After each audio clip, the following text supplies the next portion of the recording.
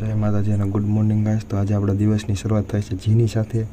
તો આને પણ તાવ આવે તો બે દિવસથી આ બેન બા પણ નિશાળે નથી ગયા।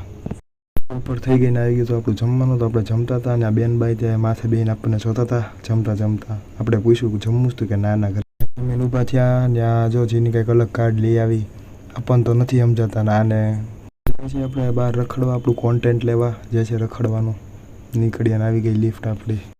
આપણે સીધી આપણી સાઈડ ઉપર જે કાલ નાનકોરબાની બાજુમાં મંડપ નાખ્યા જે કામ માટે વસ્તુ આપણે આપી હતી કામ થઈ ગયું પૂરું ને આ ભાઈને અત્યારે બેડાવી દીધા આપણે વાસણ ગણવા।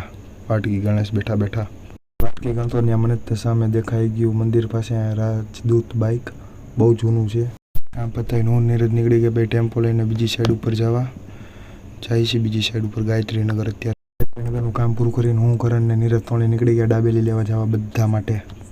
દાબેલી તો લેવા પણ મને એવું લાગ્યું કે આ ભાઈને વધારે ભૂખ લાગી ગઈ છે ને તો ઘરે ફટાફટ મમ્મીને કહીને પાસ્તા અને મેગી બનાવી નાખી। તો ચાખીએ કેવા બન્યા પાસ્તા અને મેગી બે।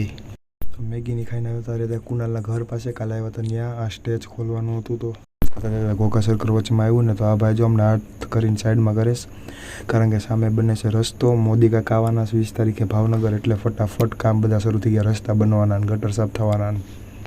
સવારના 12 ફરીને આવી ગયા ઘરે અને સામે પડી છે R15। તો કાલે હું જવાનો છું બહાર ગામ ક્યાં જવાનો છું ને કાલે મિની બ્લોગમાં જ બતાવીશ। તો મળીએ કાલે નવા મિની બ્લોગ સાથે। જય માતાજી અને રાધે રાધે।